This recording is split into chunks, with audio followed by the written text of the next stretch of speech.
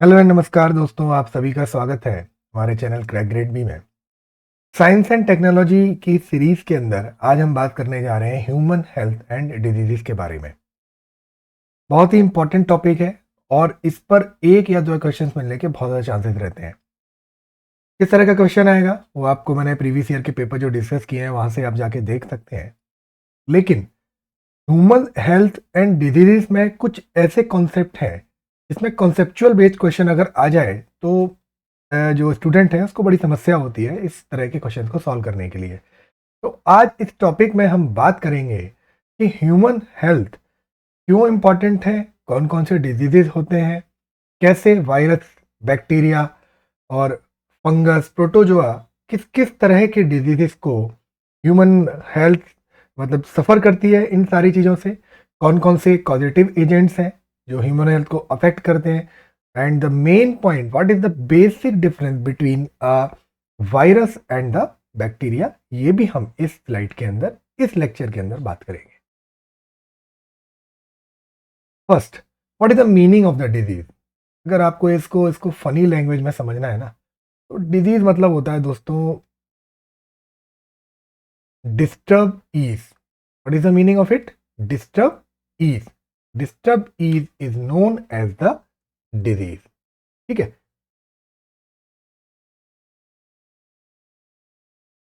तो डिजीज की short form D I for disturb and ease, अगर वो डीज को डिस्टर्ब कर रहा है that is called disease. When the function of a one or more organs or system of the body is adversely affected and characterized by appearance of various signs and symptoms। देखो ये line मैंने इसलिए पढ़ी है क्योंकि इसी line में सब कुछ समझ में आएगा आपको कि what is the meaning of disease. हमें पता है कि हमारी बॉडी जो है कई सारे ऑर्गन से मिलकर बनी हुई है। एक जगह अगर मैं कहूँ तो किडनी है, ऊपर अगर मैं कहूँ तो हमारे ईयर है, ब्रेन है, स्टमक है, लीवर है। तो क्या ये कई सारे ऑर्गन है। अगर कोई भी ऑर्गन किसी भी वजह से वो डिसफंक्शन करना शुरू करता है तो वो क्या करता है? It means you are suffering from some kind of disease in your body. ठीक है। अगर मान लो लीवर ने डिसफंक्शन करना शुरू किया तो क्या होगा? आपको लूज मोशन होगा। लूज मोशन होगा, आप डाइजेस्टिव प्रॉपर्टी आपकी कुछ ढंग से काम नहीं करेगा, डाइजेस्टिव सिस्टम। तो ऑर्गन अगर एडवर्सली अफेक्ट हो रहा है और वो डिसफंक्शनल कर रहा है, प्रॉपर फंक्शन नहीं कर रहा है, तो उसके जो सिम्टम्स आएंगे वो कुछ साइन और सिम्टम्स होंगे। फॉर एग्जांपल अगर लीवर किसी वजह से इन्फेक्टेड हुआ है तो उसको जो एडवर्सली अफेक्टेड हुआ है तो वो किसी साइन और सिम्टम्स की फॉर्म में आपको शो करेगा। तो ये क्या है? डिजीज की डेफिनेशन है। There can be various reason behind the disease, hygiene and public health, water, food, the climate reason. ये कई सारे रीजंस हो सकते हैं। अब we can divide these disease into various forms. जैसे कि मैंने यहाँ पर डिवाइड किया है that disease can be divided into this acute and chronic disease. कभी कभी क्वेश्चन आ जाता है what are the acute diseases, what are the chronic diseases. तो एक्यूट डिजीजेस ये क्या है कि they last for only very short period of time. मतलब जुकाम हुआ, खांसी हुआ, आपको 2-4 दिन 5 दिन में ठीक हो जाएगा, that is called acute disease. ठीक है। कॉमन कोल्ड हुआ, ये फ्यू डेज में ठीक हो जाना है। लेकिन कुछ डिजीजेस क्रॉनिक होते हैं और बहुत लंबे समय तक रहते हैं, last for long time, even as much as the life time. These are called the chronic diseases.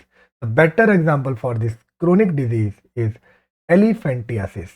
ये एक डिजीज है जिसके बारे में हम अपनी अगली स्लाइड्स में बात करेंगे। फिलहाल आपको याद रखना है the basic difference between acute and chronic disease क्या होता है। ठीक है। तो ये मैंने आपको यहां बता दिया।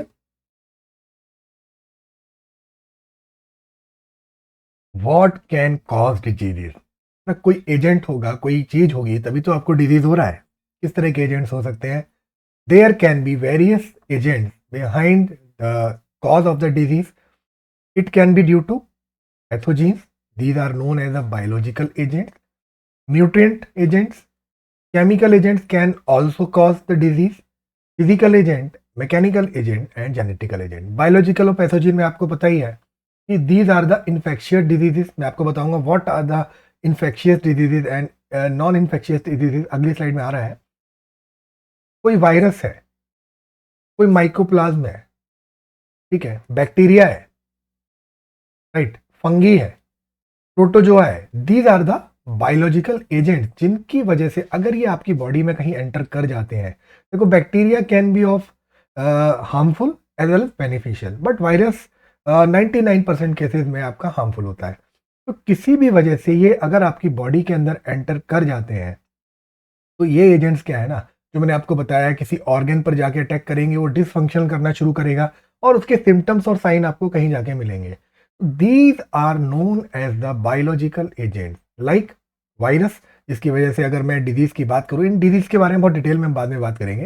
फिलहाल आप याद रखना कि वायरस से आपका मम्स होता है, चिकन पॉक्स होता है, स्मॉल पॉक्स होता है, माइकोप्लाज्म से ब्रोंकिटिस होता है, एक्यूट ल्यूकेमिया हो जाता है, क्लेमाइडिया, ट्रैकोमा जिसको हम बोलते हैं, बैक्टीरिया से कोलेरा, टिटनस, फंगी से आपके रिंग वॉर्म, क्रश, मोनेलिसिस, और प्रोटोजा से आपके गियारेडियासिस, स्लीपिंग सिकनेस, हेलमेंथिस से फिलेरियसिस, एक्रियसिस, टेटेनियसिस। ये क्या है ना, ये बायोलॉजिकल एजेंट्स हैं, आपकी बॉडी में अगर कहीं एंटर करेंगे तो it will harm, it will मतलब जो मल्टीपल ऑर्गन जिसकी वजह से आपकी बॉडी चल रही है, शरीर चल रहा है, उसके किसी ना किसी फंक्शन को ये अफेक्ट करते हैं। न्यूट्रिएंट एजेंट कैसे हो सकते हैं, जैसे कुछ आपको पता है कि कुछ डिजीजेस वो किसी न्यूट्रिएंट की डेफिशिएंसी की वजह से होती है। For example beri, scurvy, blindness होती है, विटामिन सी की वजह से होती है, मिनरल्स की वजह से भी हो सकता है, एनीमिया हो जाता है, हीमोग्लोबिन की कमी हो जाती है, रिकेट्स हो जाता है, हड्डियाँ टेढ़ी हो जाती है विटामिन डी की डिफिशियंसी से, कार्बोहाइड्रेट, फैट्स एंड प्रोटीन्स ये भी होता है, इनसे आपका क्वाशियोरकर मैरस्मस हो जाता है। और कभी कभी मतलब आप बहुत ज़्यादा खाना खाते हो तो उसकी वजह से ऑब्सेसिटी हो जाती है और आपका बीपी बढ़ जाता है, हाइपर टेंशन जैसी बीमारियां भी ऑब्सेसिटी की वजह से हो सकती हैं। तो ये कुछ न्यूट्रिएंट एजेंट हैं दैट जो आपके डिजीज में कहीं ना कहीं कंट्रीब्यूट करते हैं, इनकी डेफिशिएंसी।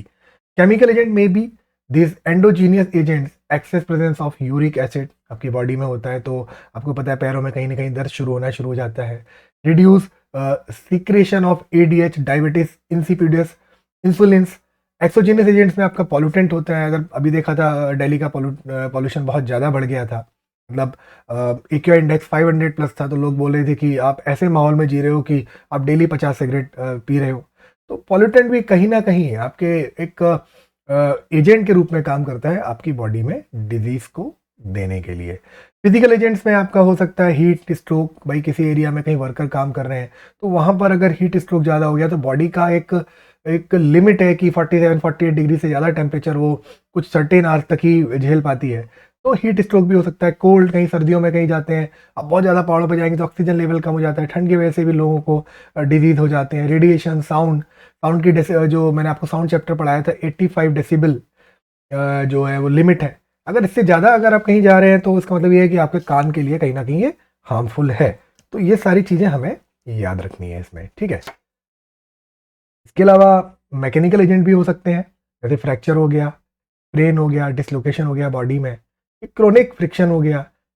जेनेटिक एजेंट्स हो सकते हैं, एक्सेस डेफिशिएंसी और क्रोमोसोम्स हो गया, म्यूटेशंस, हार्मफुल एलील्स हो गए, कलर ब्लाइंडनेस क्या है आपको पता, जेनेटिक एजेंट्स है, एल्बिनिज्म, हिमोफोलिया एंड टर्नर सिंड्रोम। तो मतलब ये 5-6 तरह के रीजन्स हैं, एजेंट्स हैं जो आपकी बॉडी के अंदर डिजीज कर सकते हैं और डिजीज को जनरेट कर सकते हैं। अदर तरह से हम क्लासिफिकेशन भी कर सकते हैं, थोड़ा सा टिपिकल है बट समझाने के लिए सही है। जैसे एनाटॉमिक क्लासिफिकेशन है, अगर आपका कोई ऑर्गेन और टिश्यू अफेक्ट हो रहा है तो वो एनाटॉमिक क्लासिफिकेशन हो गया, जैसे कि हार्ट डिजीज हो गया, हार्ट अटैक हो रहा है, हार्ट में कोई प्रॉब्लम होगी तो वो एनाटॉमिकल क्लासिफिकेशन कहलाएगा। ट्रोपोग्राफिकल टोपोग्राफिकल क्लासिफिकेशन होता है, these are further classified into types such as the vascular disease, chest disease, gastro intestinal disease, abdominal disease. तो ये फर्दर इनको क्लासिफाई। एनाटॉमी में क्या हो गया कि आपने बताया हार्ट में है, अगर आपको ज़्यादा डीप में जाना है तो भाई हार्ट की प्रॉब्लम किस वजह से वो ये बताएगा। फिजियोलॉजिकल क्लासिफिकेशन क्या होता है, it includes disease that affect a process और a function such as a metabolism, digestion और रेस्पायरेशन। अगर आप कुछ खाना वाना खाते हैं, आपको इनडाइजेशन हो रहा है तो किस तरह के डिजीज में आएगा, वो फिजियोलॉजिकल डिजीज में आएगा। पैथोलॉजिकल मैंने आपको बता ही दिया कि कई सारे बैक्टीरिया, वायरस प्रोटोजोआज आपकी बॉडी में आ जाते हैं। इसका बहुत अच्छा एग्जांपल है पैथोलॉजिकल का कि cancer, it is associated with the uncontrolled cell growth and there are variation of type in the diseases. This neoplastic diseases is uncontrolled cell growth that is characterized as the cancer. दूसरा है epidemiological मायोलॉजिकल disease. It is refers to the rate of occurrence, disturbance and control of disease in a population. जैसे आपने देखा होगा हमारे यहाँ corona, हमारे 2020-2021 में हम लोग बहुत ज़्यादा सफ़र किए हैं इस कोरोना से। तो उस केस में अगर आप देखेंगे तो कुछ डिजीज़ होते हैं, कुछ डिजीज़ डिस्ट्रिक्ट लेवल पे होते हैं, रीजन लेवल पे होते हैं, फिर कंट्री लेवल पे होते हैं, फिर कंट्री में भी, जैसे मैंने कहा एशिया एक रीजन है, उस रीजन पे होंगे, फिर वर्ल्ड में। तो ये मतलब अगर इनको हम डिफाइन करें तो डिजीज़ एक पर्टिकुलर एरिया के लिए है तो एपिडेमिक हो जाएगा, फिर बहुत बड़े लेवल पे हो गया तो वो पेंडेमिक बन जाता है। ठीक है, जैसे कि इसने बोला यहाँ पर epidemic disease such as the plague and influenza, these are the becomes pandemic in 1980-1999। मतलब किसी पर्टिकुलर रीजन में ये जनरेट हुए लेकिन धीरे धीरे धीरे स्प्रेड होकर पूरे वर्ल्ड में फैल गए। दैट इज कॉल्ड दिस, ये एपिडेमिक डिजीज जो है ना वो पेंडेमिक बन गई, बहुत ज़्यादा बड़े एरिया को इन्होंने कवर कर लिया। तो इस तरह से क्लासिफिकेशन किया जा सकता है डिजीज का। Infectious and non-infectious disease, these are very important. In infectious disease, these microbes are the immediate cause, are called the infectious disease. ये क्या है कि ये जो माइक्रोब्स होते हैं, छोटे छोटे वायरसेस, बैक्टीरिया, प्रोटोजास, फंगीज, क्या करते हैं कि किसी कम्युनिटी के थ्रू ये स्प्रेड होते हैं। मैं बताऊंगा कैसे स्प्रेड होते हैं आने वाली स्लाइड्स में। और ये क्या करते हैं, ये cause disease, they cause will spread them. दूसरे होते हैं non infectious disease, these disease that are not cause by this infectious agent, they cause very but they are not external cause like microbe.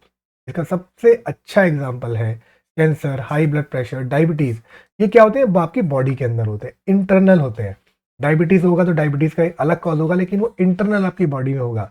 लेकिन अगर आपको जुकाम होगा, खांसी होगी, बुखार आएगा या किसी और वजह से चीज़ होगी तो वो इन्फेक्शियस डिजीज होगा। क्यों होगा, क्योंकि वो इन्फेक्शन आपको किसी एनिमल से, किसी अलग ह्यूमन से मिला है जिसको ऑलरेडी खांसी या बुखार हो रखा है।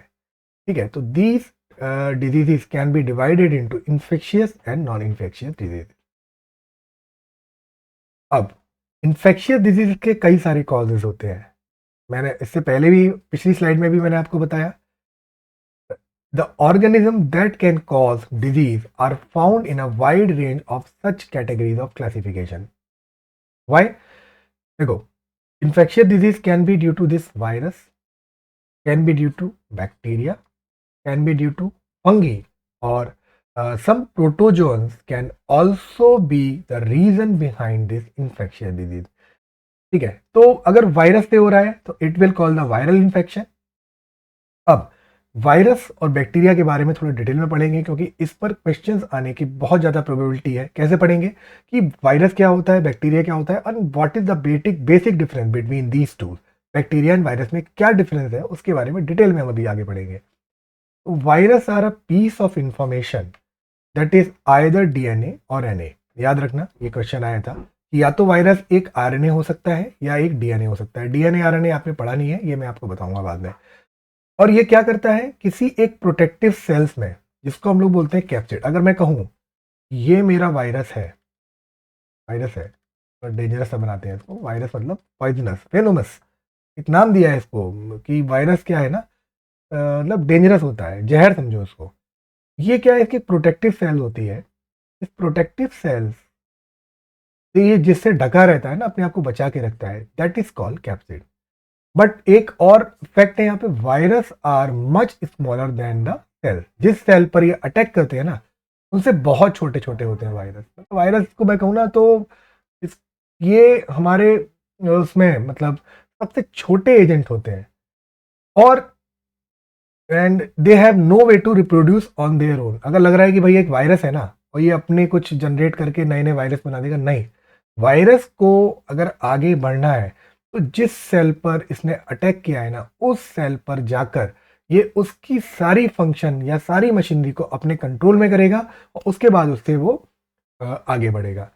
तो they get inside your cells and use your cell machinery to make the copies of themselves.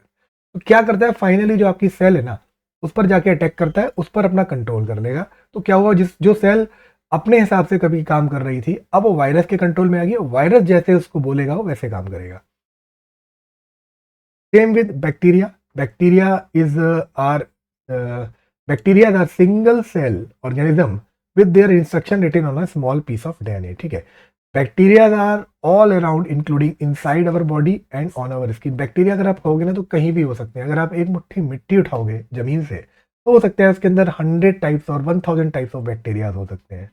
तो मैनी बैक्टीरिया हार्मलेस, कुछ कुछ बैक्टीरिया होते हैं जो हार्मलेस होते हैं, but certain bacteria release toxin that can may you sick. तो इसके बारे में बाद में बात करेंगे कि बैक्टीरिया जो हार्मफुल बैक्टीरिया है और यूजफुल बैक्टीरिया वो कौन कौन से होते हैं।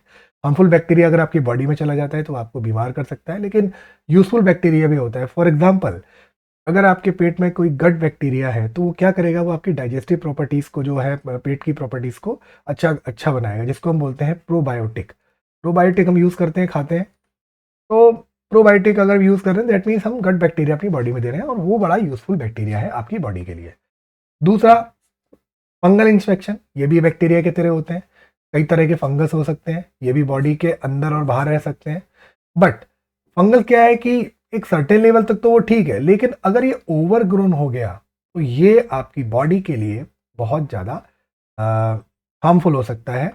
और ये कहीं कभी अपने आपके मुंह से, नोज से, कहीं कटी हुई स्किन से एंटर करते हैं और इसकी वजह से आप बीमार पड़ जाते हैं। Parasitic infection. Parasite use the bodies of the other organism. इसका सबसे बेस्ट एग्जाम्पल है मलेरिया। क्या करते हैं, दूसरी बॉडी के ऊपर जाके ये लिव होते हैं, मतलब वहाँ रहते हैं, रिप्रोड्यूस करते हैं, लेकिन किसी वजह से क्या होता है, parasites including worms, helminths and some single cell organism, ये हमको प्रोटोजोआ बोलते हैं। जब मैं आपको मलेरिया का फंक्शन समझाऊंगा तब आप देखना, आपको समझ में आएगा कि पैरासाइट्स कैसे काम करते हैं। ठीक है, अब बैक्टीरिया के बारे में देख लेते हैं। बैक्टीरिया और वायरस और इनके बीच में क्या बेसिक डिफरेंस है, तब आपको अच्छे से समझ में आएगा कि बैक्टीरिया कैसे अटैक करता है, कैसे इम्यूनिटी सिस्टम हमारा बैक्टीरिया को किल करता है, वो मैं आगे समझाऊंगा। बैक्टीरिया क्या है, ये they are the sole members of the kingdom Monera. ये याद रखना। एक्चुअली हमारे यहाँ पे कई सारी किंगडम्स हैं जिन्होंने प्लांट्स को और एनिमल्स को कई भागों में डिवाइड किया है, कई पार्ट्स में डिवाइड किया है। एक पूरा चैप्टर है, बड़ा टिपिकल चैप्टर है। I will try to cover it. मतलब ये है कि हम उस चैप्टर को लास्ट में करेंगे, क्योंकि इसको समझने के लिए ना आपको बहुत, खासकर जो आर्ट साइड बैकग्राउंड के स्टूडेंट हैं और मतलब जो मैथ पे ज़्यादा फोकस किया है, बायो पे कम किया है जिन लोगों ने, या जिन लोगों के पास मतलब बायोलॉजी नहीं रही है आने वाले टाइम में, तो उनके लिए चैप्टर समझना थोड़ा मुश्किल होगा। But we will try to cover this chapter थोड़े शॉर्ट फॉर्म में, आपको मैं समझाऊंगा। तो फिलहाल हमें याद रखना है कि बैक्टीरिया जो है वो किंगडम है, किंगडम मोनेरा का एक पार्ट है, सोल मेंबर है उसका। ठीक है, ये चारों तरफ आपको बहुत प्रचुर मात्रा में मिलेंगे, abandoned. They also live in extreme habit. भाई ये बड़ा इंपॉर्टेंट है कि भाई वायरस है ना, सॉरी बैक्टीरिया है ना, आपको किसी गर्म पानी, जो हॉट स्प्रिंग होता है ना, उसमें भी जिंदा रह सकता है। ये डेजर्ट में भी मिल जाएगा, बर्फ में मिल जाएगा जो -20-50 डिग्री टेम्परेचर पर रहती है। समुद्र के नीचे एक लिविंग ऑर्गेनिज्म को सर्टेन लेवल पर एक ऑक्सीजन चाहिए होती है, सन चाहिए होता है। बैक्टीरिया क्या है ना, आप एकदम नीचे जाओगे गहराई में समुद्र की, वहां भी आपको जाके मिल जाएगा। और जहां पर कुछ लोग सरवाइव कर पाते हैं, बैक्टीरिया की प्रोबेबिलिटी होती है कि ये पूरा का पूरा सर्वाइवल के चांस इसके रहते हैं। बैक्टीरिया मतलब बहुत बेस्ट है, ये कुछ भी कहीं भी किसी भी कंडीशन में रह सकता है। दूसरा, many of them live in और ऑन अदर ऑर्गेनिज्म और पैरासाइट। ये कहीं दूसरे की बॉडी पर भी रह सकते हैं, वहां से भी चीजें ले सकते हैं। अब इनसे कौन कौन से डिजीजेस हो सकते हैं, टाइफाइड फीवर हो सकता है, कोलेरा हो सकता है, ट्यूबरक्लोसिस हो सकता है, एंथ्रेक्स हो सकता है। ये सारी की सारी डिजीजेज जो है ना, किससे होती हैं, बैक्टीरिया से होती हैं। ये थोड़ा सा टिपिकल मैंने कर दिया है, आपको याद रखना है। मतलब ये 4 टाइप के हो सकते हैं, शेप्स हैं, बट अगर हम एक जनरल ये पढ़ रहे हैं, बायोलॉजी पढ़ रहे हैं, तो मुझे लगता नहीं है कि इतने डीप में कहीं जाएगा। इन केस अगर इस तरह का क्वेश्चन आ जाता है तो आपको याद रखना है, bacterias are of 4 types, that is cocci, bacilli, spores, spirilla, flagellum and vibrio. तो ये 4 तरह के बैक्टीरियाज होते हैं, ये मैंने आपको बता दिए। ठीक है, 1 type, 2 type, 3 type and 4 type. Now ये मैं आपको पहले बता चुका हूँ, bacteria are single cell living organism that can survive without a host. मतलब जरूरत नहीं है कि विदाउट होस्ट भी सर्वाइव कर सकते हैं, लेकिन ऐसा नहीं है। कुछ कुछ बैक्टीरिया जो होते हैं ना, वो पैरासाइटिक भी नेचर के होते हैं। वो कभी कभी दूसरे लिविंग ऑर्गेनिज्म पे जाके बैठते हैं और वहीं से अपना जीवन यापन करते हैं। ये कहीं भी मिल सकते हैं आपको, सॉइल में मिल जाएगा, वाटर में मिल जाएगा, एयर में मिल जाएगा, कहीं भी मिल सकता है। You can kill them by messing with their ability to do cellular respiration और देयर एबिलिटी टू ग्रो। कैसे करते हैं? देखो, एक बैक्टीरिया है तो उसको, क्योंकि ये लिविंग ऑर्गेनिज्म है, तो उसको रेस्पिरेशन भी करना है और इनको ग्रोथ भी करनी है, आगे जाके मल्टीपल भी करना है, मतलब ग्रो करने की। तो अगर आप उस प्रोसेस को, इनकी ग्रोथ को रोक दें या इनकी जो रेस्पिरेशन है उसको रोक दें, तो बैक्टीरिया को मारा जा सकता है। But we can not kill the virus. I will tell you later. Virus को आप नहीं मार सकते, बैक्टीरिया को आप मार सकते हैं। इसलिए जो एंटीबायोटिक दवाएं हैं ना, जो हम लोग यूज करते हैं बैक्टीरिया को मारने के लिए या उनको मारने के लिए, उनको बनाना थोड़ा इजी है। बट वायरल, जो एंटीवायरल दवाएं हैं ना, उनको बनाना बड़ा टफ है। क्यों? क्योंकि इनके बारे में आपको पता है, इनकी प्रोसेस के बारे में आपको पता है। आप इनको मार सकते हैं, लेकिन ये जो बैक्टीरिया है ना, उसकी अपनी खुद की लिमिटेशंस है, वो उससे आगे नहीं जाता है। तो इसलिए एंटीवायरल ड्रग्स को बनाना बड़ा टफ है। तो एंटीबायोटिक क्या है? They are use to treat bacterial infection because of antibiotic can kill bacteria, right. Antibiotics are useless against virus. याद रखना, वायरस अगर किसी को हुआ है, वायरल फीवर हुआ है, तो अब उसको एंटीबायोटिक की दवा देंगे ना, तो कोई फायदा नहीं है। लेकिन अगर viral fever plus bacterial fever आपने आइडेंटिफाई कर लिया कि हाँ बैक्टीरिया भी है, तो आप उसको अगर एंटीबायोटिक देंगे तो समहाउ वो आप उस चीज को रिड्यूस कर सकते हैं। ठीक। वायरस क्या होता है? Generally they are not are truly living. इनको किसी भी जगह क्लासीफाई नहीं किया जाता, क्योंकि ये ट्रूली लिविंग नहीं है। ये दूसरे के ऊपर जिंदा रहते हैं, सेल पर गए उस पर अपना अधिकार किया। फॉर एग्जाम्पल, अगर आपका किचन है, तो आपके किचन में अगर किसी ने अधिकार कर लिया या आके बैठ गया हो, तो आपकी सब्जियां, आपके चाकू और ये सारी चीज़ों को यूज़ करके वो सारी चीज़ें बना रहा है। तो वायरस का भी ये है कि उस सेल्स में गया, उसने वहां से सेल्स को यूज़ करके उसको इंस्ट्रक्शन देके उस पर पूरा कंट्रोल कर लिया और उसको कंट्रोल करके वो जिंदा रह रहा है। ठीक है, ये नॉन सेलुलर होते हैं। और these are characterize by having an inert crystalline structure. इनको क्रिस्टलाइज नहीं किया जा सकता। ये क्या होते हैं? Virus are obligate parasite. Once they infected a cell, they take over the machinery of the cell. तो ऑब्लिगेट पैरासाइट्स हैं, इनको जीवित रहने के लिए किसी सेल की जरूरत पड़ेगी ही पड़ेगी। अब इनका जो नाम है ना, वो वायरस का नाम जो है, इनको वेनम और पॉइजनस बोला है किसने? पेस्ट्योर ने। अच्छा, कोई भी वायरस होगा, या तो वो एक आरएनए या डीएनए रखेगा, पर दोनों चीजें नहीं रख सकता। ठीक है। And these are made up of the genetic material RNA and DNA. और जो मैंने बताया कि इसके चारों तरफ ना एक सेल होती है, जिसको हम बोलते हैं कैप्सिड, वो इसको प्रोटेक्ट करती है। कॉमन एग्जांपल जो हो सकते हैं वायरस के, वो हो सकते हैं common cold, influenza, dengue fever and AIDS. AIDS मतलब बहुत ही खतरनाक चीज़ है वायरस की। अभी तो खैर इसकी दवा आ गई है इसको कंट्रोल करने के लिए, लेकिन एड्स मतलब अभी भी क्योर करने वाली बीमारी नहीं है। आप इसको क्योर नहीं कर सकते हैं। दूसरा, sometimes they have another layer called an envelope around the capsid. जो मैंने आपको बता दिया, कैप्सिड होता है इसके चारों तरफ। अगर वायरस इस कैप्सिड के बिना सरवाइव कर रहा है, तो समझ लो हम उसको बोलते हैं naked virus. They are similar to the parasite, they need to host. और दूसरा, एक चीज आप याद रखना, दे आर 100 to 1000 times smaller than the cells in your body. Cells तो सबसे बेसिक यूनिट है हमारी लाइफ की, उससे 100 गुना से लेके 1000 गुना तक ये छोटे हो सकते हैं। ठीक है, तो ये वायरसेस की वो है, कैरेक्टरिस्टिक्स है। अब थोड़ा बेसिक डिफरेंस देखते हैं। वायरस क्या है? वेरी स्मॉल होते हैं। They are large in size as compare to virus. ये इनकी कोई सेल होती नहीं है, ये सिंगल सेल्ड होते हैं। Cell wall is absent but capsid is present. Cell wall of bacteria is made up of this lipopolysaccharide और पेपिटोग्लिन। ये सब याद करने की जरूरत नहीं है, मैंने आपको बेसिक डिफरेंस बता रहा हूँ यहाँ पे। बट ये है कि वायरस में सेल वॉल नहीं होती है और बैक्टीरिया में सेल वॉल होती है। सेल वॉल की जगह ये कैप्सिड जो है ना, इसको प्रोटेक्ट करता है चारों तरफ से। इसमें कोई मेटाबॉलिज्म भी नहीं होती है, इनकी मेटाबॉलिज्म हो सकती है। They take no food by any method, they take food by absorption, do not grow and do not divide. ये ना तो डिवाइड करके अपने आप को रिप्रोड्यूस करते हैं, ना ये बड़े होते हैं।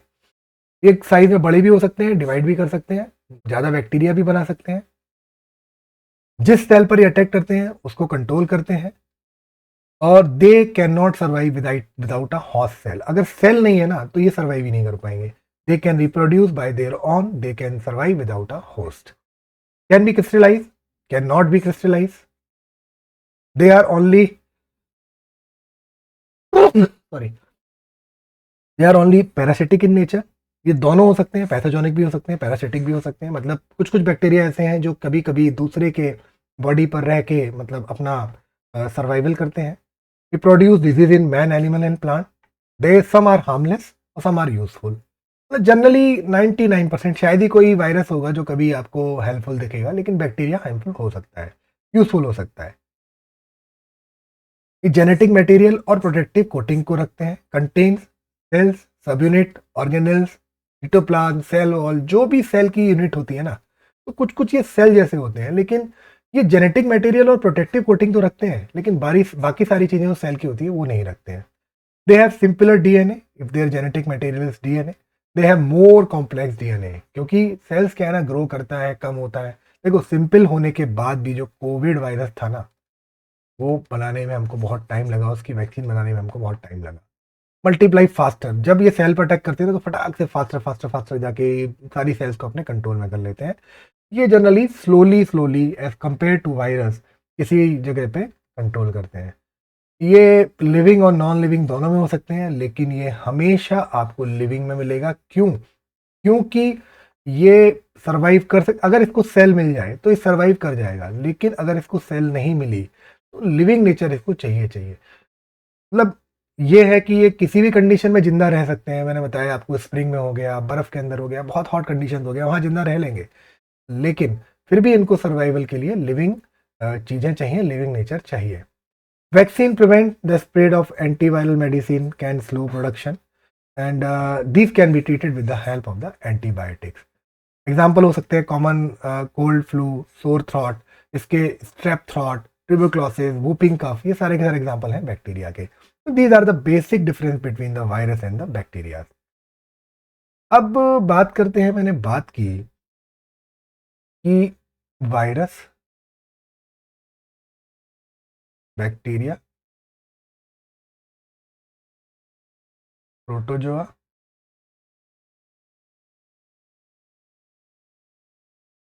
और फंगी, ये हमारे यहाँ ये कहलाते हैं माइक्रोब्स। और छोटे छोटे होते हैं, इनको देखना बड़ा मुश्किल है, और ये बड़े माइक्रोब्स कहलाते हैं। इनको हम पैथोजीन्स भी बोल सकते हैं। पैथोजीन्स थोड़ा नेगेटिव वर्ड है कि जब आपको डिजीज होती है तो ये पैथोजीन की तरह काम करते हैं। बैक्टीरिया कैन बी यूजफुल, तो कभी कभी इसको पैथोजीन नहीं बोला जाता है। तो कैसे आपके ये इन्फेक्शियस और नॉन इन्फेक्शियस डिजीजेस में ये कन्वर्ट होते हैं, कैसे हार्मफुल होते हैं? फॉर एग्जाम्पल यहाँ पे एक फिगर दिया गया है कि किसी बंदे को कोई बीमारी है, उसने छींका, उसके मुंह से क्या निकले? स्मॉल ड्रॉपलेट्स निकले, और ये इवेपोरेट होके किसी जोन में ये फैलने हो गए। जो बड़े बड़े ड्रॉपलेट थे वो तो जमीन पे गिर गए 2 मीटर के अंदर, लेकिन जो थोड़े से हल्के थे वो 4 मीटर की दूरी पे जाके गिरे। और जो droplets of nuclei carried in air current for minute to hour, ये क्या होता है कि अगर 1 मिनट से लेके और 1 घंटे तक ये उस जोन में भी रह सकते हैं। अगर वेंटिलेशन अच्छा खासा है तो ये बाहर निकल जाएंगे, अदरवाइज उस जोन में रहेंगे। और अगर कोई भी एनिमल, ह्यूमन इस जोन के अंदर आता है, तो अगर मान लो इसका कोई हार्मफुल बैक्टीरिया या वायरस इसके अंदर है और वो छींक या जो उसने स्नीज किया उसके थ्रू इस मीडियम में फैला, तो वो उसके अंदर एंटर कर जाएगा और जो स्वस्थ बंदा है वो भी बीमार हो जाएगा। तो वन ऑफ द मेन, एक आपने देखा होगा कोलेरा, जिसको हम लोग हैजा भी बोलते हैं, कैसे फैलता है? मान लिया ये बंदा है, मतलब ये कोई बाथरूम या टॉयलेट यूज कर रहा है और जो फीसल आया है नीचे यहाँ पर, उसके अंदर वो बैक्टीरिया बैठा हुआ है। तो ये बैक्टीरिया क्या है, अंदर के अंदर रिस रिस के, मतलब जमीन के अंदर से जाके जो हेल्दी वाटर है उसमें कहीं धोखे से अगर चला जाता है, बाई मिस्टेक चला जाता है, और किसी दूसरे बंदे ने पानी निकाल के, वो जो एडल्टेड पानी है, जो गंदा पानी है, जो इससे यूज हुआ है, वो अगर वो इसको कंज्यूम कर लेता है तो उसको कोलेरा होने के बहुत ज़्यादा चांसेस हैं। तो हम लोग कह सकते हैं disease can also be spread through the water. कई सारी चीज़ें होती हैं, डायरेक्ट कांटेक्ट से हो सकता है, बाय एयर हो सकता है, इसने छींका और धीमे धीमे इसके हेल्दी पर्सन के अंदर चला गया इन्फेक्टेड पर्सन से। अगर मैं कहूँ ये इन्फेक्टेड पर्सन है तो डायरेक्ट कांटेक्ट हुआ, उसने हाथ मिला लिया। समटाइम्स सेक्सुअल रिलेशनशिप बनाने से भी आपका ये डिजीजेस फैलते हैं, जस्ट लाइक एड्स हुआ, HIV एड्स। ये एक बड़ी चीज़ है। इन्फेक्टेड पर्सन के इनडायरेक्ट कांटेक्ट से, मान लिया उसने चाय पी या उसने कपड़े पिए तो कपड़े पहने, और इस इन्फेक्टेड कपड़े या उसके जो बर्तन है वो किसी हेल्दी पर्सन ने यूज कर लिए, तो it can also be spread like this, sometimes with the help of the mosquito. जैसे कि ये कोई एनिमल है, जानवर है, या फिर ये इन्फेक्टेड पर्सन है, इसको मलेरिया हुआ है, तो किस मलेरिया इस बंदे को इस मच्छर ने काटा, और समटाइम्स ये जो पैरासाइट है, मतलब जो मीडियम है, ये मच्छर अगर इसको काट लेता है हेल्दी पर्सन को, तो इसके अंदर जो मलेरिया के जो बैक्टीरिया या जो चीज़ें थी वो इस बंदर के अंदर, इस पर्सन के अंदर इन्फेक्ट हो जाएगी। तो दीज आर द मीडियम्स। जैसे यहाँ पे इसने बात की है, virus causing AIDS can also spread through a blood to blood contact. या ये क्वेश्चन पता है यूपीएससी में आया था, बहुत पहले कभी आया था। तो क्या पूछा उसने, कैसे कैसे फैल सकता है? देखो, ब्लड टू ब्लड कांटेक्ट होगा तो वो फैलेगा ही फैलेगा। सेक्सुअल रिलेशनशिप से तो फैलता ही फैलता है। अगर इन्फेक्टेड पीपल या जो इंसान है, अगर उसके इन्फेक्टेड मदर से उसके बच्चे को भी हो सकता है ड्यूरिंग प्रेगनेंसी, और ब्रीस्ट फीडिंग से भी हो सकता है। मतलब ब्लड टू ब्लड कांटेक्ट होना चाहिए। मान लिया कि किसी HIV के एड्स के बंदे को उसने अपना ब्लड, इन्फेक्टेड ब्लड चला दिया, तो क्या होगा? जो बंदा हेल्दी बंदा है ना, उसको भी एड्स होने के चांसेस होते हैं। अगर ब्लड में कहीं से भी HIV का वायरस चला गया, virus causing AIDS that is HIV, अगर वो चला गया तो वो दूसरे हेल्दी पर्सन के अंदर भी जाके उसको खराब कर सकता है। अब थोड़ा सा ये यहाँ पर मैं आपको एक चीज समझाने की कोशिश करूंगा। जैसे मैंने आपको शुरू में ही बताया कि जो माइक्रोब्स हैं, virus, bacteria, fungi and protozoa, उनका क्या है ना, उनका एक सर्टेन टारगेट्स होता है। वो सर्टेन टारगेट जो है किसी सर्टेन ऑर्गेन पे जाएगा और वो उस ऑर्गेन को डिसफंक्शन करना शुरू कर देंगे। तो क्या बोलता है कि जैसे मान लिया अगर लीवर में कुछ चला गया, तो उसके जो साइन ऑफ सिम्टम्स आएंगे ना डिजीज के, वो वहां से देखेंगे। अगर लीवर में चला गया तो उसका पेट खराब होगा, उसको लूज मोशन हो सकते हैं। तो कोई भी टिश्यू, कोई भी ऑर्गेन अगर अफेक्ट हो रहा है with the help of this microbe, तो हम कह सकते हैं कि organic specific and tissue specific manifestation वहां पर हो रहा है। फॉर एग्जाम्पल, अगर lungs are the target then the symptoms will be cough, breathlessness होगा। लीवर इज द टारगेट तो उसको जॉन्डिस भी हो सकता है। अगर ब्रेन टारगेट है तो उसको उसको जो सिम्टम्स आएंगे, हेडेक आएगा बहुत ज़्यादा, वॉमिटिंग होगी, फिट्स और अनकॉन्शियसनेस होगी। तो इसमें आपको जैपनीज एंसेफ्लाइटिस भी हो सकता है। तो symptoms and sign can be imagine with the help of the functioning. जो जनरल फिजिशियन के आप पास जाते हो, जो आपसे पूछता है किस तरह की खांसी है, अपना वो स्टेथोस्कोप लगा के चेक करता है कि लंग्स में कहीं खलखल की आवाज़ आ रही है, क्या हो रहा है। तो इससे वो जज करने की कोशिश करता है कि भाई इसने क्या हुआ है, वायरस है या मतलब बैक्टीरिया ने अटैक किया है। तो अगर उसको लगता है कि बहुत डीप में जाना है तो वो आपको कुछ टेस्ट लिख देगा, उस टेस्ट के बेसिस पे एनालिसिस करेगा, बोलेगा कि हाँ ये तो बैक्टीरियल डिजीज है, आप ये वाली दवा खाओ, आप ठीक हो जाओगे। अब इसके अलावा कुछ रेस्पॉन्स और भी शो करता है, जैसे कि अगर कोई एक्टिव इम्यून सिस्टम है, उस एक्टिव इम्यून सिस्टम में क्या होता है कि हमारी कई सारी सेल्स होती हैं, वो सेल्स कुछ किस अपनी नई सेल्स को रिक्रूट करती हैं for affected tissue to kill off the disease causing microbes. मान लिया कि किसी सॉल सेल्स ने किसी पर्टिकुलर ऑर्गेन पर अटैक किया, तो हमारा जो इम्यून सिस्टम है ना, वो तुरंत रिस्पॉन्स देना शुरू कर देता है। और अगर वो रिस्पॉन्स देता है तो वो कुछ सेल्स को रिक्रूट करता है। वो सेल्स को अगर वो रिक्रूट करता है, क्यों रिक्रूट करता है? इनसे फाइट करने के लिए, फाइटिंग करने के लिए। तो जब वो सेल्स को रिक्रूट करता है, this recruitment process is called the inflammation. अब जब वो इन्फ्लेमेशन होता है, भाई उसने कहीं से रिक्रूट किया, तो जब वो रिक्रूट करेगा तो दीज लो जो इन्फ्लेमेशन प्रोसेस है ना, वो क्या करेगी? कई जगह स्वेलिंग कर देगी, पेन दे देगी, जनरल इफेक्ट भी हो सकते हैं, फीवर भी हो सकते हैं। जैसे आपने देखा कि आपको वायरल हुआ, आपके शरीर में वायरल हुआ, तो आपको फीवर क्यों आएगा? वायरल ने फीवर के लिए क्या किया? देखो, वायरल क्या करेगा, आपकी बॉडी के किसी ऑर्गन पर अटैक करेगा, तो हमारी जो इम्यून सिस्टम है ना, वो उसको रिस्पॉन्स करेगा। रिस्पॉन्स करेगा तो क्या है, फाइटिंग के लिए कुछ चीज़ें, कुछ नई सेल्स को रिक्रूट करेगा। तो जब वो नई सेल्स को रिक्रूट करता है ना, तो उस प्रोसेस में इन्फ्लेमेशन होता है। इन्फ्लेमेशन से आपका बॉडी टेम्परेचर बढ़ जाता है, that is called fever. This is the organ specific and tissue specific manifestation. अब organ specific, tissue specific manifestation में आप देख सकते हैं कि different species of the microbe seems to have evolve to home in different parts of the body. How? जैसे malaria है, malaria causing microbe कहाँ से होगा? मॉस्किटो बाइट से होगा, and will go to the liver and then to the red blood cells. Tuberculosis होता है if they enter from the air via the nose and they are likely to go to the lungs. तो bacteria lungs में जाता है, knows और मुंह के through, और वो आपको ट्यूबरक्लोसिस देता है।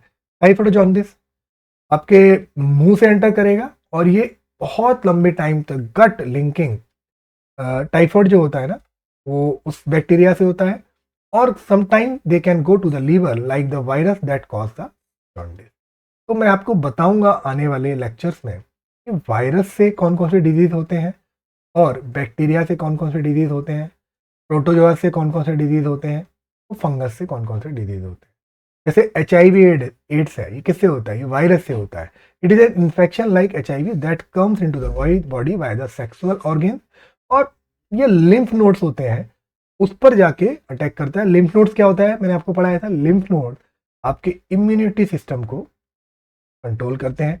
तो जब ये उस पर अटैक करेगा, स्प्रेड करेगा, तो आपका इम्यूनिटी सिस्टम कम हो जाएगा। तो person who is suffering from the HIV AIDS, उसका इम्यूनिटी सिस्टम ऐसा हो जाता है कि अगर उसको कोई बीमारी होनी है या कोई कट लग गया उसकी बॉडी में, तो वो प्रिवेंट करना बड़ा मुश्किल होता है।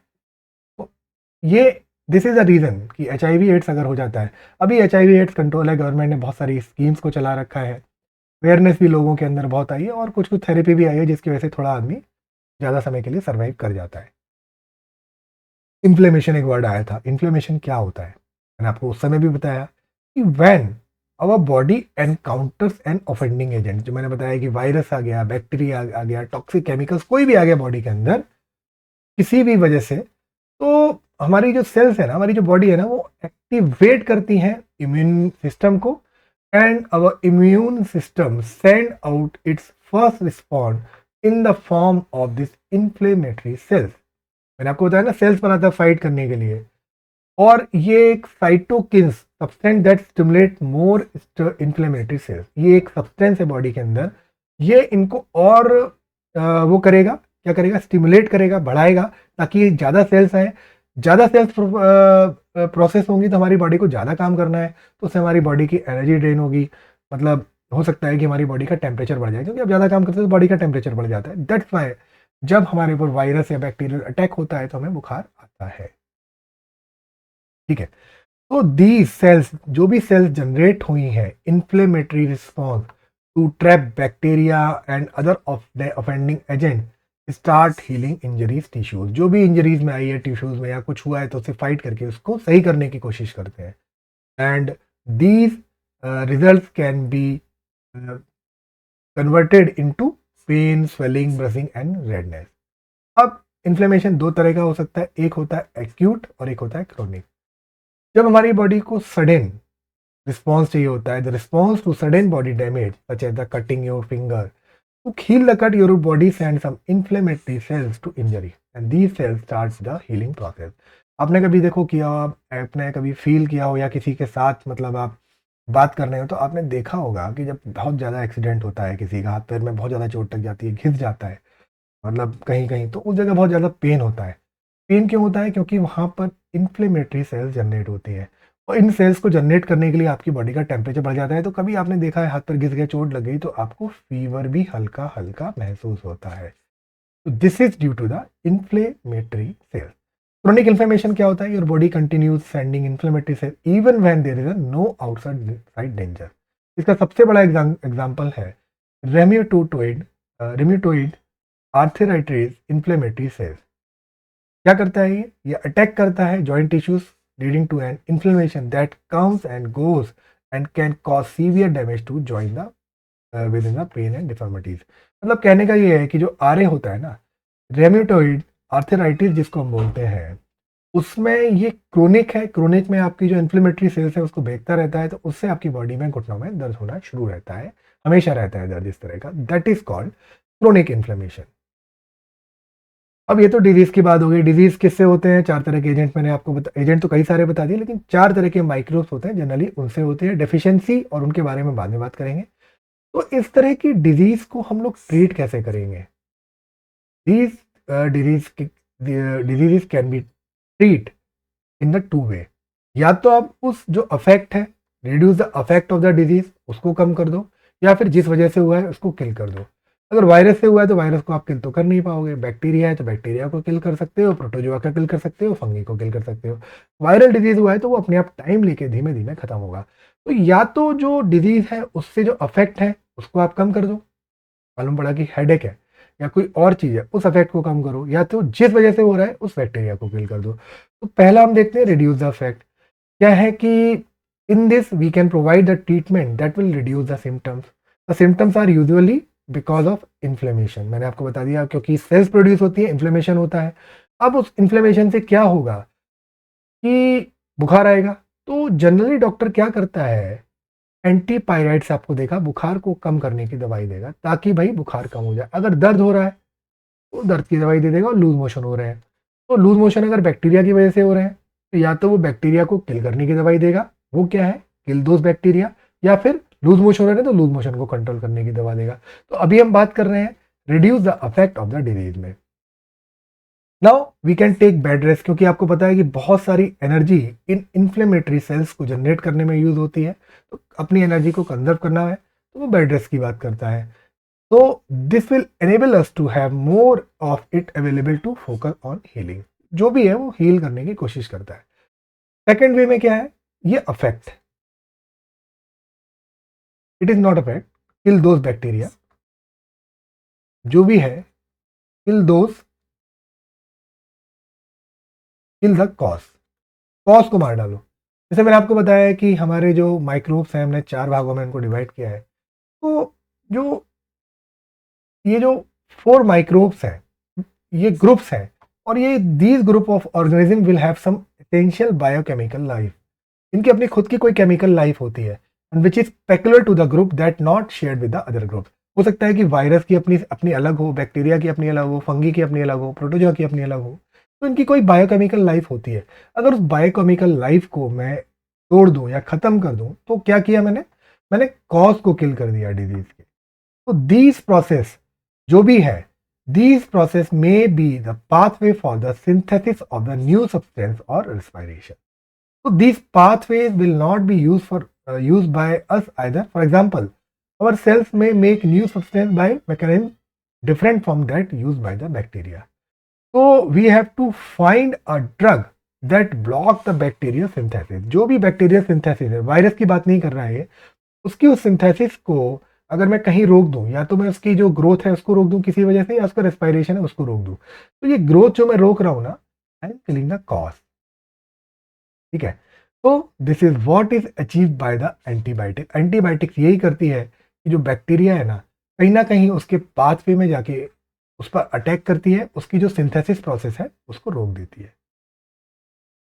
इसी तरह में जैसे आपने देखा होगा कि वो एक प्रोटोजोआ है, प्रोटोजोआ से मलेरिया डिजीज होता है, तो वो प्रोटोजोआ को जाके किल कर देगी तो मलेरिया आपका रुक जाता है। तो वायरस के केस में ऐसा नहीं है। वायरस के केस में आप केवल उसके अफेक्ट को रिड्यूस कर सकते हैं, वायरस को अपने आप ही मरने का मौका देंगे, आप उसको मार नहीं सकते हैं, उसको कम करने का मौका देंगे। बैक्टीरिया प्रोटोजोआ के केस में आप यहाँ से उसकी ग्रोथ को रोक सकते हैं, same with the fungi. These are the principal treatment. अगर आपको लगता है कि भाई मुझे बीमारी नहीं पड़ना है लाइफ में, तो इसका तरीका है क्या, प्रिवेंशन। प्रिवेंशन कैसे हो सकता है? एक तो जनरल वे में हो सकता है, एक स्पेसिफिक वे में। जनरल वे में क्या है कि आप ऐसी जगह जाओ मत जहाँ पे लग रहा है आपको एयरबोर्न डिजीजेस हो सकते हैं, हवा में माइक्रोब्स हैं, तो आप मास्क पहनो, उनसे दूर रहो, ओवर क्राउडेड एरिया से दूर रहो, फिजिकल डिस्टेंस बना के रखो, और प्रैक्टिसिंग हाइजीन, हाथ हमेशा धोते रहो। तो ये एयरबोर्न डिजीज से बचने के लिए है। वाटर बोन से बचने के लिए कि साफ पानी पियो। हीट करके पियो, पानी को गर्म करके पियो। वेट एंड बोन में आपने देखा है कि क्लीन एनवायरनमेंट होना चाहिए। फॉर एग्जांपल कि आपको लगता है कि आपके एरिया में अगर मलेरिया फैला हुआ है तो जो पानी जहाँ इकट्ठा हो सकता है उसको साफ रखना। कहीं कहीं देखा है अपने म्यूनसिपालिटीज़ वाले आके घर में चेक भी करते हैं, फाइन भी लगाते हैं।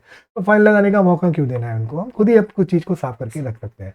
तो जो सोर्स हो सकता है ना, सोर्स को आप किल कर सकते हो कि भाई मच्छर मुझे काटे उससे पहले ही बस पानी को साफ करके मच्छरों को ही खत्म कर देता हूँ। तो ये प्रिंसिपल ऑफ प्रिवेंशन है।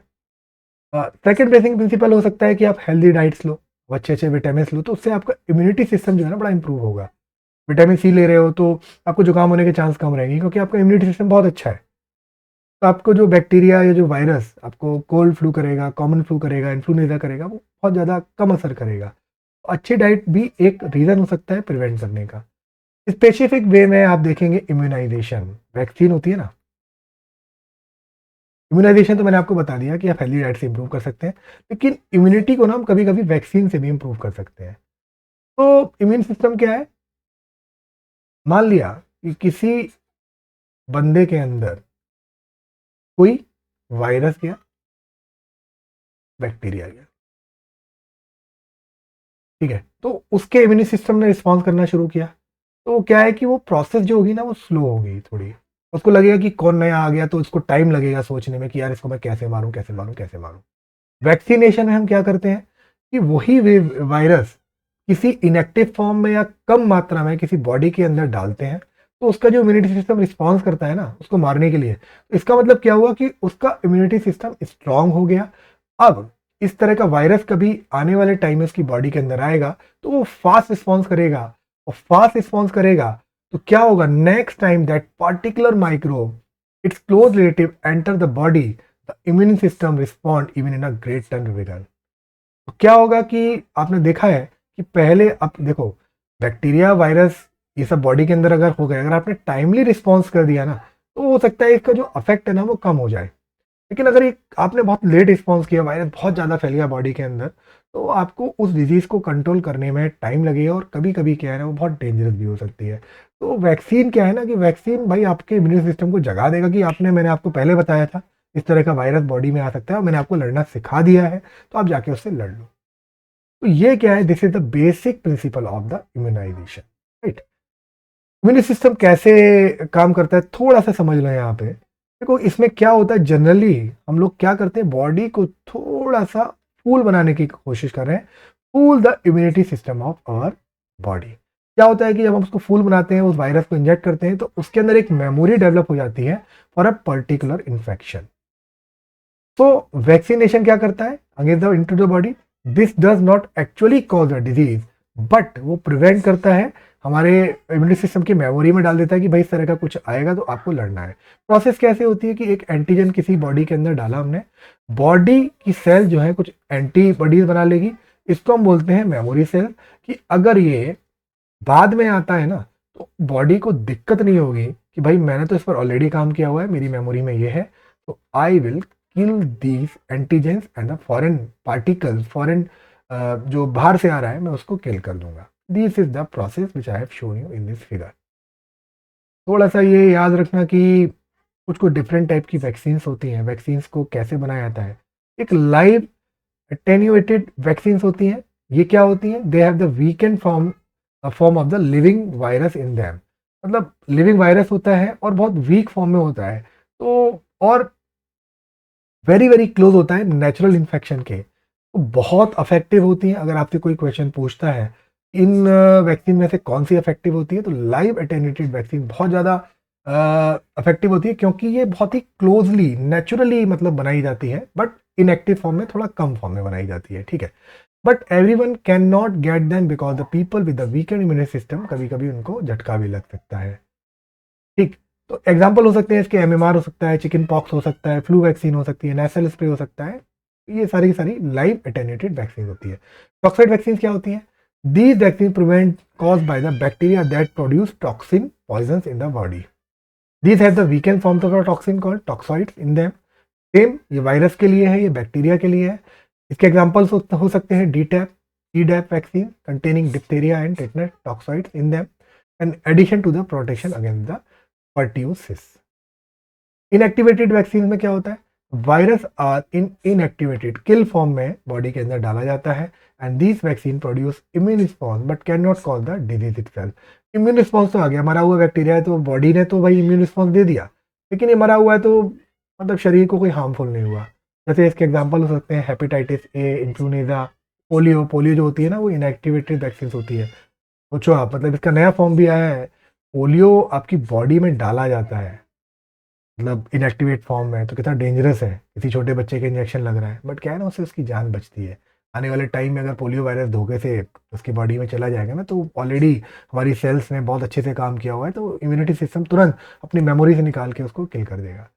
सब यूनिट वैक्सीन होती हैं only a part of the virus और bacteria instead of the full organism. Full organism की जरूरत नहीं है, वो छोटे से वायरस को जो है ना उसके पार्ट को मतलब यूज करते हैं, and they contain only the essential antigen from the causative agent, hence they can not be cause illness. इसमें पर्टियोसिस वूपिंग कफ जो होता है ना, उसके लिए इसको यूज करते हैं। एक होती है conjugate vaccine with a part of the coating of the bacteria. Bacteria है उसका कोटिंग का थोड़ा सा पार्ट यूज करते हैं, जिसको पॉलीसैकेराइड्स बोलते हैं। मैंने आपको बताया था कि चारों तरफ रहता है उसके। तो it is a type of subunit vaccine which combines a weak antigen with a strong antigen as a carrier, so that the immune system has a stronger response to the weak antigen.